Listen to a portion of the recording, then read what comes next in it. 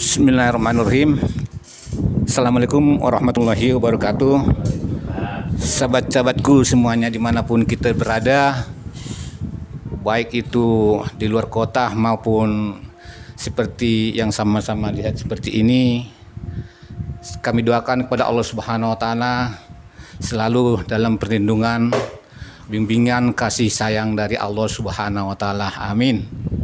Alhamdulillah, Allah Subhanahu wa Ta'ala memberikan saya kesempatan bisa berbincang-bincang sama sahabat kita di tempat ini, yaitu sahabat saya ini boleh katakan saya panggil sahabat lah, biar nanti itu tidak ada pembatas untuk kita, ya Pak Haji.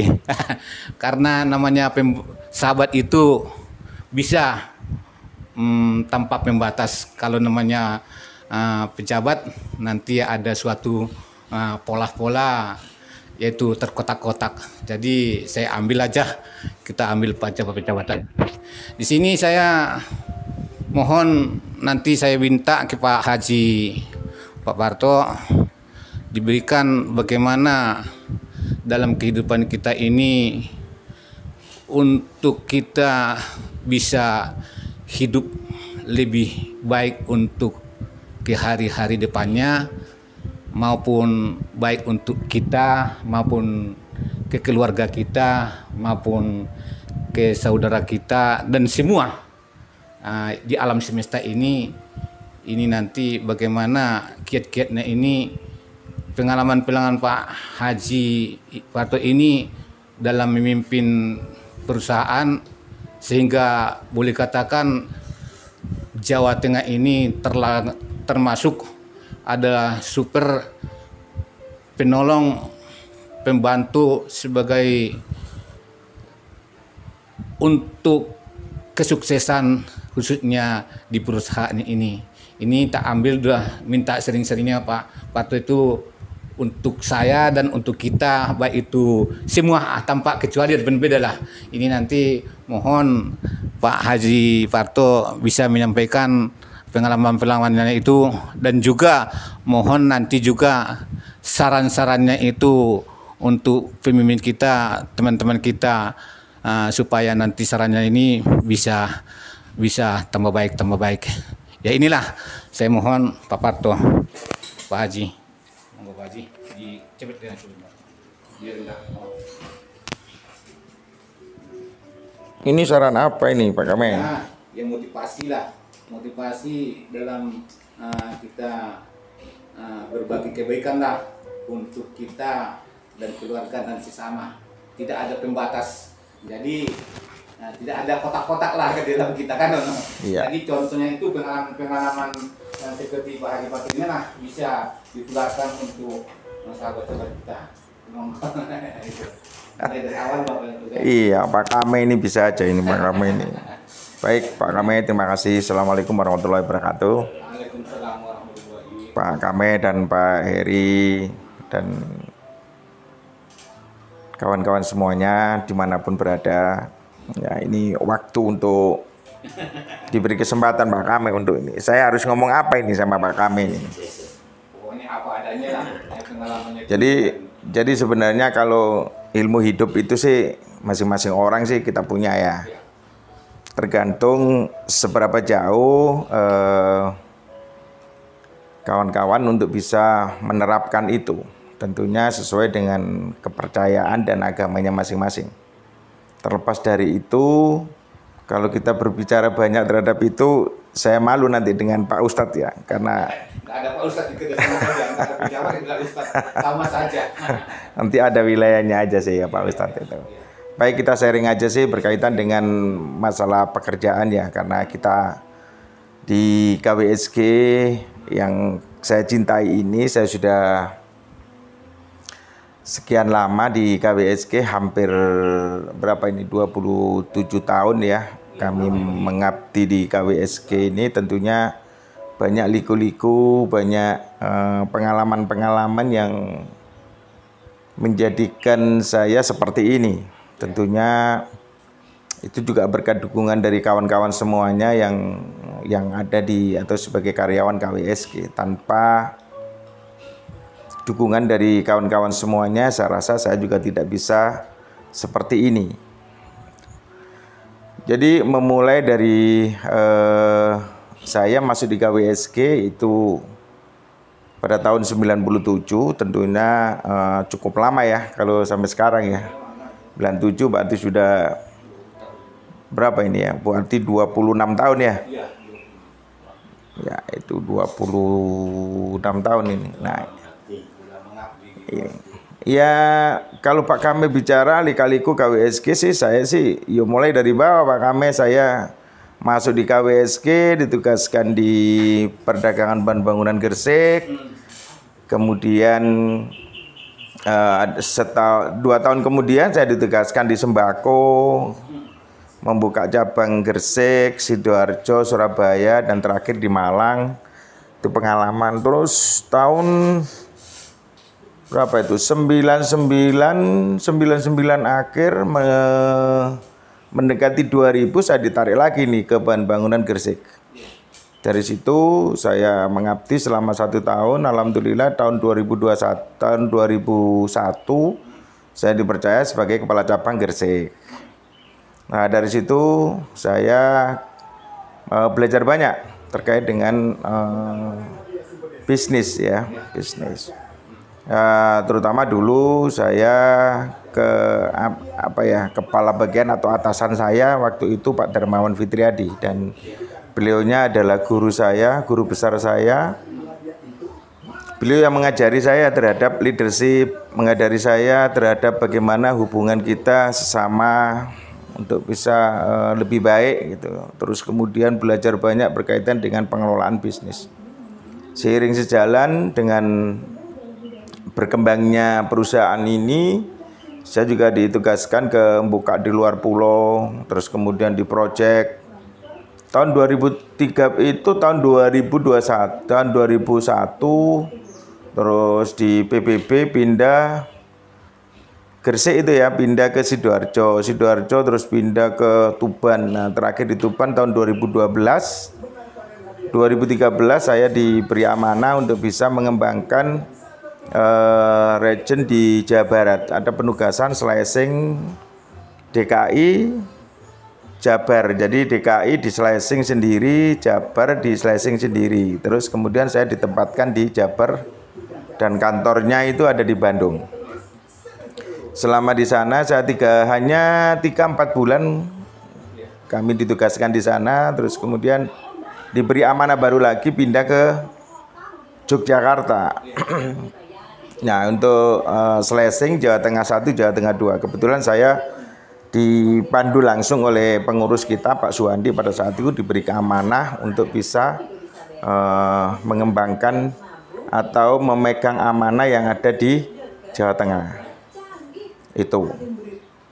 Terus 2013 itu ya, 2013 masuk saya di sana Juli sampai dengan 2016 akhir. 2016 awal saya diberi amanah tugas di Jawa Tengah Utara.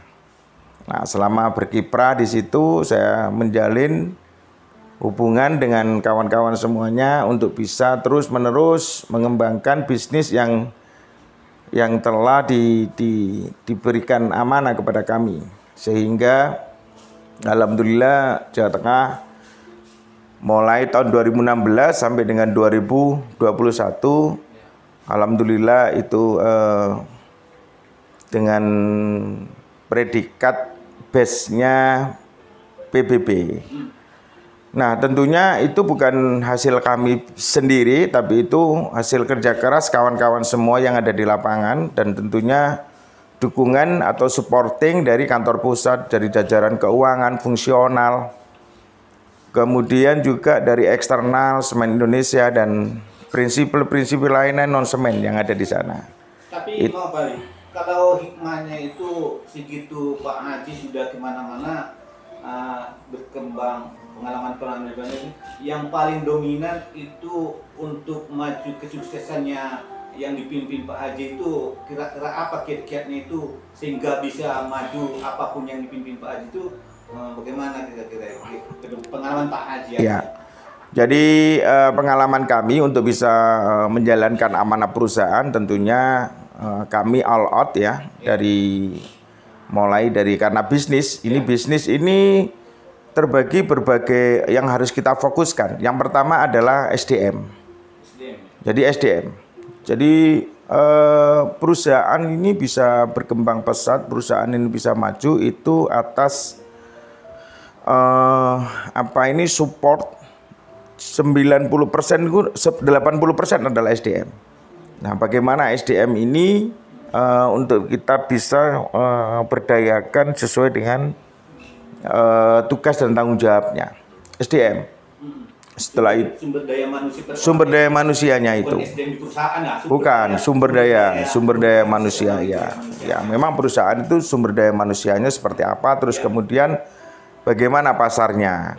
Jadi peluang-peluang bisnis apa yang harus kita kembangkan di sana. Nah, kita melihat kita ini kan sudah bebas ya. Kita tidak ada batasan di mana kita melakukan bisnis, itu nggak ada batasan. Di mana kita diberi amanah di Jawa Tengah, ya Jawa Tengah yang harus kita fokuskan. Kita kuasai Jawa Tengah, seluruh kabupaten kita kuasai.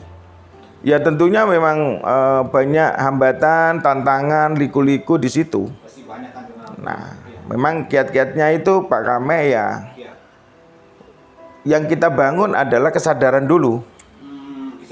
Kesadaran dari SDMI ya, termasuk diri saya sendiri untuk bisa membangkitkan kesadaran itu karena ada tujuan, ada tujuan yang dicapai gitu ya, meningkatkan kesadaran. Nah, tentunya kita juga harus diskusi dengan teman-teman di sekitar, bagaimana kita ini harus bisa mengembangkan jaringan, mengembangkan pasar, agar kita bisa meningkatkan omset, meningkatkan profit.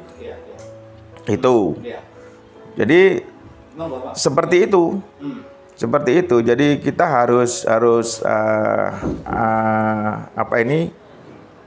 melihat sampai seberapa jauh peluang-peluang yang ada di membaca situasi teman-teman kita ini ya. Betul. Jadi kesadaran itu harus kita luaskan ya. Betul itu Pak Kame. Itu Pak Kame. Ya. Tanpa kesadaran kita nggak bisa Pak Kame. Tanpa kesadaran kita nggak bisa. Ini kadang-kadang sebetulnya ini udah kesadaran tertarik itu. Kesadaran Pak Pardo ini selama itu memang walaupun saya jarang Pak Haji ketemu saya, tapi kesadaran saya luas sebetulnya ke Pak Haji. Bahkan di Jawa Tengah, saya di Jawa Timur, tapi saya bisa bagaimana seorang Pak Haji pemimpin yang di atas, saya anak buah seperti jaga ini, tapi kesadaran saya karena perusahaan kan besar. Kalau keluarga saya hanya kecil saja yang saya jaga, tapi kelucuan yang Pak saya itu terluaskan. KWSK itu besar, perusahaan besar, ada di mana-mana seluruh Indonesia. Nah, jadi ini tak ambil petiknya itu meluaskan kesadaran saya kepada Pak Haji, karena Pak Haji itu tadi itu untuk menopel perusahaan itu ya maju, ya lumayan lah daripada yang lain-lain itu. Ini ya, saya berbangga diri bagi saya. Mungkin teman-teman itu berbangga diri. Ini yang saya gali terus. Memang kita harus mengetahui seluk-beluk apa di tempat kita ini Pak Haji. Ya itu yang terpetik dari Pak Haji ini. Ya mungkin apa kira-kira seperti pesan-pesan Pak Haji untuk teman-teman di bawah maupun di atas? Ya, sebenarnya kalau kita kembalikan pada diri pribadi masing-masing ya, kesadaran itu tentunya juga nggak mudah ya. Untuk membangkitkan kesadaran kita itu juga nggak mudah. Terlepas dari tugas dan kewajiban kita. Kalau kita di perusahaan ini, apa sih kewajiban kita? Apa tugas kita? Setelah kita kewajiban kita bisa menerima salary kita tanggal 27, pasti kita dikirim. Dan yang kedua, apa kewajiban kita? Apa yang harus kita berikan kepada perusahaan?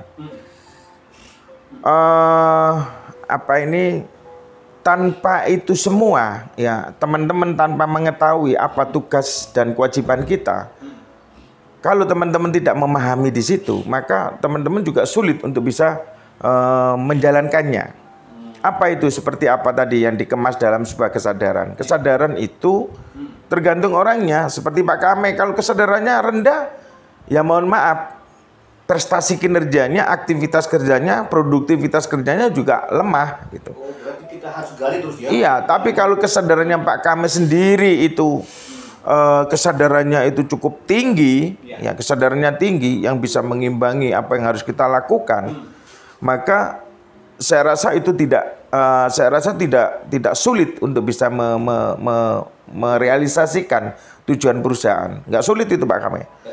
Makanya kalau kita bisa melihat orang lain, jangan melihat orang lain dulu, melihat diri kita sendiri dulu. Iya, tanggung jawab kita. Jangan melihat, oh Pak Kame, saya lihat orangnya ini ya kurang ya. Nah, jangan Pak Kame, tapi diri kita sendiri dulu. Kita memberikan tauladan dulu kepada tim kita, karena kita perusahaan, maka kita harus bekerja sama dengan tim. Jadi kita bangun kesadaran itu dengan pertama adalah kesadaran dirinya sendiri, yang kedua adalah kesadaran timnya Pak Kame. Itu Pak Kame, sehingga timbullah sebuah persamaan persepsi. Untuk kita bisa menuju ke sana, kita samakan persepsinya. Oh Pak Kame, tujuan kita ke sana ini. Oh oke, semuanya ini oke. Semua kita mendukung di sana. Jangan sampai tujuan kita ke depan ini ada yang berbalik, ada yang begini, ada yang malah tujuan kita nggak nyampe di sana. Nah, ini butuh effort. Bagaimana kita membangkitkan kesadaran ini? Tentunya, kedekatan emosi juga dibangun. Saling menghargai sesama kawan juga dibangun. Saling menghormati kita juga harus kita bangun. Jadi semuanya harus kita bangun. Jadi tidak mudah untuk bisa kita sadar tahap itu. Tapi ada temannya seperti ini, semisal temannya kurang gitu, malah dimarahi, malah di ini. Enggak, ayo kita rangkul semua. Tujuannya kita begini loh, begini. Nah itu butuh waktu, butuh tenaga, butuh semuanya untuk bisa di sana itu. Jadi kesadaran sebelum kita melihat kesadaran orang lain, kesadaran diri sendiri Pak Kame. Oh iya, lihat dulu diri kita. Diri kita sendiri. Ya, nilai dulu diri kita. Betul. Menilai di luar orang. Betul. Ini yang salah itu kayak di teman-teman tadi kan ya. Perusahaan baik di lingkungan dan itu menilai orang banyak, mudah, tapi menilai diri kita apa kerja saya ini apa yang terlakukan benar-benar jarang kita nilai ke dalam diri kita. Betul. Ya. Betul. Artinya dari kalau kita kesadaran diri, kita tunjukkan dengan kinerja kita. Bagaimana aktivitas kita, bagaimana apa yang harus kita lakukan. Berbalik tadi, apa yang menjadi kewajiban kita, ya apa yang menjadi hak kita, kan gitu. Tugas tanggung jawab kita di situ. Itu terus digali. Semisal nih Pak Kame ini jadi satpam nih, jadi satpam. Pak Kame bisa bicara ini banyak. Wow, orang kita harus begini. Tapi dalam pelaksanaannya, dalam implementasinya, Pak Kame nol. Nol. Kenapa nol? Saya lihat ini. Semisal ini Pak Kame, semisal nih kita bicara, lah saya lihat di kantornya Pak Kame, di posnya Pak Kame itu, waduh, semrawut lah, kotor lah, ini. Artinya kalau Pak Kame itu tidak membangun kesadarannya diri untuk bisa membenahi di lingkungan sekitarnya Pak Kame yang menjadi tugas utamanya Pak Kame, ya nggak bisa kita bicara di luar Pak. Nggak bisa kita menjudge orang, oh begini, nggak bisa. Nah, kita kembalikan pada diri kita, terus kemudian kita ajak sama-sama untuk menuju ke satu tujuan. Itu Pak Kame. Frekuensi. Jadi seperti radio kalau nggak disamakan ya betul, sulit. Ya, betul. Kresek Iya. Kita tujuan itu pun ilahi kalau nggak ada sama nyamakan akan sulit. Jadi tenaga kuat ya. Betul Pak. Frekuensinya betul tadi yang disampaikan, radio saja frekuensinya nggak sama. Maka yang didengar lain. Semisal nih Mas Heri suara Giri ya. Pak Kame suara Surabaya ini. Nah ini saya sendiri bingung ini mau ngikut yang mana ini, kan begitu ya. Jadi harus disamakan ini, Mas Heri juga harus suara Surabaya, saya juga harus suara Surabaya, sehingga satu visi, satu tujuan ini. Kita mendengar sama-sama, kita jalan sama-sama, apa yang menjadikan hikmah dari perjalanan di situ, maka kita bisa jalan. Jadi tujuan untuk menyamakan Proskin inti menjadi perusahaan yang tangguh, perusahaan yang kuat, perusahaan yang berkembang, ya kira-kira menurut Pak Aji kira-kira pakai apa? Iya, tadi saya sampaikan bahwa kunci utama perusahaan yang maju itu adalah di SDM. Di SDM. Nah, kualitas SDM, kualitas makanya selalu disebut dalam strength atau di SWOT, analisa SWOT ya, strength, weakness, opportunity, threat-nya. Dia melihat bagaimana strength, kekuatan kita. Strength-nya terutama kekuatan kita itu ada di SDM. Seperti apa? Kemauan kita ya. SDM yang handal dan profesional. Sesuai dengan visi kita, kan kayak gitu ya. Nah, itu nggak mudah sebenarnya. Implementasinya ini loh yang harus kita betul-betul jalankan. Semisal nih Pak Kame, KWSG itu sebenarnya perusahaan yang besar seperti ini, itu juga harus dikelola dengan baik, harus dikelola dengan betul-betul sesuai dengan kualitas SDM-nya. Sebenarnya kualitas SDM yang ada di KWSG cukup luar biasa, cukup bagus Pak Kame. Tinggal tadi saya kembalikan kesadaran dirinya bagaimana untuk membangun KWSG yang lebih baik ini, membangun perusahaan yang lebih baik ini, apakah sudah sama gitu? Apakah sudah sama gitu? Kalau kita bicara aja enak Pak Kame. Implementasinya ini, pelaksanaannya ini, itu Pak Kame. Bicara itu memang banyak, tapi sudah tanggung jawabnya itu kan sedikit ya. Betul. Itu di sini boleh katakan kalau tak gali dalam lagi. Inilah yang dibilang itu sesuai dengan amanah kita masing-masing. Jadi seperti saya penjaga keamanan, amanah saya adalah mengamankan barang-barang perusahaan ya Pak Ji. Nah, apapun yang masuk dari sini dan keluar itu sebetulnya terletak di tanggung jawab saya. Jadi kalau saya mengambil berarti saya itu sudah enggak amanah lagi. Dia sudah menyalahi. Juga mungkin teman-teman kalau nggak amanah kapan majunya perusahaan. Betul. Saya analogikan ya Pak Kame. Ini saya analogikan ya. Saya analogikan sebuah perusahaan yang besar, yang handal di situ. Kita analogikan itu begini. Ketika kita ini bicara berkaitan dengan salary, gaji, ya itu kan juga variasi. Ya kesejahteraan yang ada ini ya, kesejahteraan. Kita selalu membandingkan. Ini yang kita nggak profesional. Kita selalu membandingkan. Swadaya lebih gede ya. Swabina lebih gede loh, tanpa melihat apa yang dia kerjakan, apa yang kita perbuat ya. Iya, ini nggak bisa. Jadi kita belum berbuat sudah menilai orang, macam sehingga membandingkan apa yang kita perbuat, apa yang kita persembahkan untuk diri kita dan orang lain, ini sebetulnya simbol-simbol itu ya. Jadi sehingga orang itu maju, tapi dia mungkin sudah kerja keras, sudah keringat-keringat pikiran, dari waktu sudah disulkatkan, tapi kita itu hanya melihat enak itu, tapi kadang-kadang tadi saya kembalikan SDM ya, SDM yang profesional dan handal. Satu perusahaan, katakanlah rekrut karyawan yang handal, profesional, S3, S2, S4 katakan. Jaminan enggak perusahaan itu bisa berjalan dengan baik? Tidak yakin kan?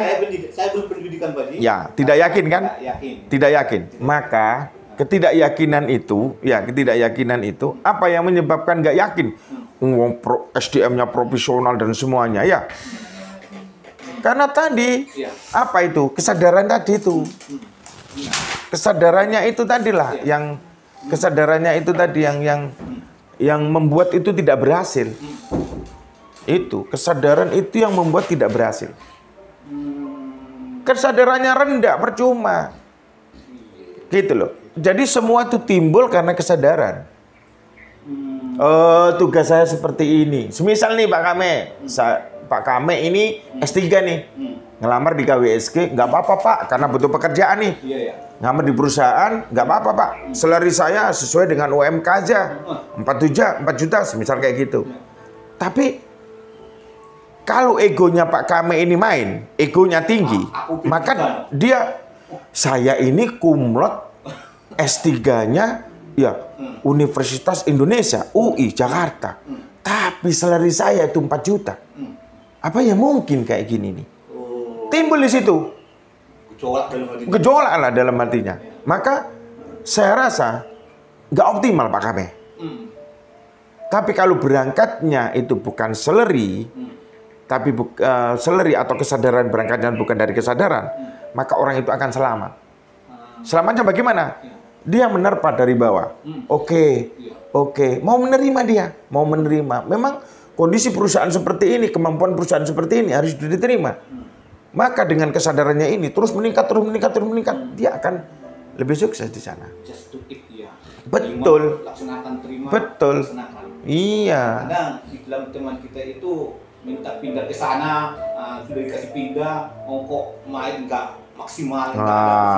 Itu. Kita di sini kita sudah request, sudah tak tolong, tapi dia itu masih belum tanggung jawab dia. Ya pesan saya aja sih yang terakhir Pak Kamet. Ya. Kita ini karena hidup di lingkungan masyarakat yang sudah majemuk seperti ini ya, tentunya memang kebutuhan itu juga semakin variasi ya, kebutuhan sangat fluktuatif ya untuk bisa kita jalankan bersama-sama ya, untuk kita selamat pada saat ini ya. Kita terus berusaha untuk yang pertama adalah pikiran kita harus kusnudon ya, berprasangka yang baik kepada siapapun, kepada diri kita, kepada anak kita, kepada lingkungan kita, kepada perusahaan kita, kepada pimpinan kita. Ada negara subur. Iya. Kita harus baik, harus berprasangka baik, ya, berprasangka baik. Yang kedua, ini adalah terus dan menerus selalu meningkatkan kesadaran diri kita. Baik, jelek ini, kalau prosesnya ini teman-teman sadar di situ, maka dia bisa memilih. Kesadarannya kalau jalan, dia bisa memilih. Oh, ini yang jelek, ini yang baik, ini yang ini. Jadi dia tidak hanyut atau arus. Dia katut arus gitu loh. Iya, terbawa arus. Nah, terbawa arus. Dia tidak akan seperti itu. Karena ada 3 prinsip, saya harus baik, perusahaan harus baik, harus bisa berbagi, jadi ada pedoman di sini. Yang kedua itu. Yang ketiga, Pak, ini yang pesan moral saya sendiri, ya. Manusia pada dasarnya tidak bisa apa-apa. Manusia pada dasarnya tidak tahu apa-apa. Pada dasarnya manusia itu tempat adalah salah dan dosa manusia. Makanya jangan merasa dirinya itu paling benar. Jangan merasa dirinya paling pintar. Jangan merasa dirinya paling. Kita kembalikan bahwa sebenarnya manusia tidak punya apa-apa. Sebenarnya manusia tidak bisa apa-apa. Semua itu hanya karena Allah. Allah semata yang kita bisa tahu seperti ini. Makanya jaga ini. Ambisi, ego, emosi. Ini harus dijaga, distabilkan supaya kita tidak hanyut tadi, terbawa arus menuju yang jelek. Ambisi kita ingin jadi orang yang baik, ya. Berarti kita kerja yang baik kan. Betul. Kalau ambisi kita baik, jadi kita ngomongan kita yang nggak baik, nggak namanya minyak orang, berarti itu nggak sesuai. Iya. Jadi pesan saya tadi, bagaimana kita harus selalu kusnudon pada siapapun, lingkungan kita, kepada pimpinan kita, kepada saudara-saudara kita, lingkungan kita. Tingkatkan kesadaran diri kita. Apapun. Maka kalau ketika kita sudah bisa meningkatkan kesadaran diri kita, maka insya Allah kita selamat. Ya, yang terakhir adalah manusia tidak tahu apa-apa. Manusia tidak bisa apa-apa. Tempat salah dan dosa itu manusia. Maka kalau manusia sudah memahami itu, maka harus dijaga ambisinya, egonya, dan emosinya agar kita selamat dunia awal akhirat itu. Begitu Pak Kame. Terima kasih Pak Barto Fazi atas pencerahannya dan penjelasannya. Mungkin nanti di lain kali kita sambung lagi. Saya senang untuk seperti ini, bagi pencerahan saya itu mungkin saya banyak lah hikmah dari sini. Juga mungkin teman-teman semua yakin juga kalau kita bisa berbagi kebaikan, rupanya teman-teman siapa tahu dalam satu sedikit pun dapat kebaikan dari silaturahmi ini, teman-teman, bagi saya insya Allah itu luar biasa, nanti akan tumbuh. Mungkin Pak Heri ada tambahan? Apakah nanti sekarang tambahan sedikit untuk teman-teman sebagai keluh dalam perjuangannya?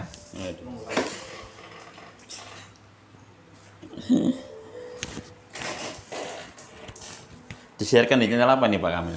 Disiarkan di channel apa ini nanti? Iya. Oke, terima kasih Pak Kamil atas waktunya. Oke.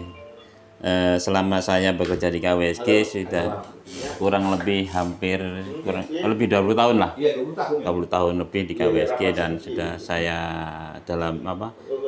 saya selami mulai KWSG dari yang masih kecil sampai yang besar sampai saat ini. Dan dapat dikata banyaklah pengalaman dan waktu yang di KWSG yang saya dapat dan yang saya implementasikan di diri saya sendiri. Kalau kita ngomong prinsip saya dalam bekerja itu lakukan yang terbaik untuk perusahaan, itu yang saya harapkan. Itu dan disiplin waktu Pak kami terutama disiplin waktu. Dalam arti kata perusahaan itu kan mempunyai tanggung jawab pastinya kan untuk ke seluruh karyawan. Paling sedikit sumbangsi kita sebagai karyawan itu harus support total atas kebijakan dan peraturan perusahaan pastinya itu. Dan terutama tujuan utama perusahaan itu kemana sih kan gitu. Kita harus membackup itu untuk ke sana sehingga nanti kedepannya perusahaan kita itu kan menjadi besar dan menjadi amanah lagi lah gitu kan. Memang dalam kurang waktu hampir 20 tahun ini kan banyak lika-liku dalam pekerjaan Pak Kame. Dalam arti kata kita korban waktu ya, korban semuanya, tapi demi KWSG pastinya itu yang namanya loyalitas perusahaan. Tapi Pak Heri, ya ini saya dulu masih ingat Pak Heri pernah juga membawakan perusahaan ini dari perusahaan yang besar di bidang, kalau nggak salah di bidang EO ya. Alhamdulillah ya hampir kurang lebih 10 tahun itu kan saya bergelut di bidang event organizer.